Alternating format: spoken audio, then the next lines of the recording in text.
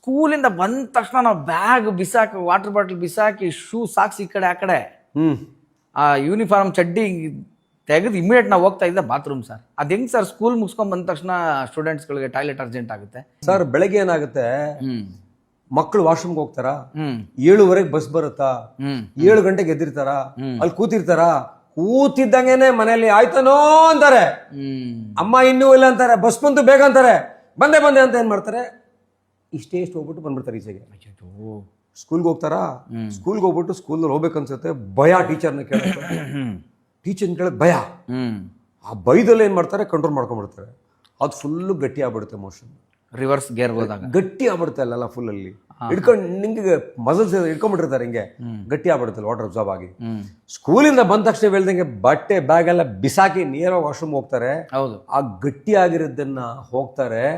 ಆ ಗಟ್ಟಿ ಹೋದಾಗ ಕ್ರ್ಯಾಕ್ ಆಗುತ್ತೆ. ಆ ಕ್ರ್ಯಾಕ್ ಆದಾಗ ರಕ್ತ ಹೋಗುತ್ತೆ, ನೋವಾಗುತ್ತೆ, ಉರಿ ಆಗುತ್ತೆ, ಫಿಷರ್ ಆಗುತ್ತೆ. ರಿಪೀಟೆಡ್ ಆಗಿ ಇದೇ ಥರ ಮಕ್ಕಳು ಮಾಡ್ತಾ ಇರ್ತಾರೆ, ಅವ್ರಿಗೆ ಇನ್ಫೆಕ್ಷನ್ ಆಗಿ ಆಪ್ಸಸ್ ಆಗುತ್ತೆ. ರಿಪೀಟೆಡ್ ಆಗಿ ಮಾಡ್ತಾರೆ, ಮತ್ತು ಮಕ್ಕಳಿಗೆ ಎಂಪೈಲ್ಸ್ ಆಗುತ್ತೆ. ಮಕ್ಕಳಿಗೆ ಇತ್ತೀಚಿನ ದಿನಗಳಲ್ಲಿ ಆ ಭಯ, ಟೀಚರ್ ಅಂದ್ರೆ ಭಯ ಹೋಗ್ಬೇಕು, ಟೀಚರ್ ಅಂದ್ರೆ ಗೌರವ ಬರಬೇಕು. ಮಕ್ಕಳಿಗೆ ಸಾಕಷ್ಟು ಅವಕಾಶ ಕೊಡಬೇಕು.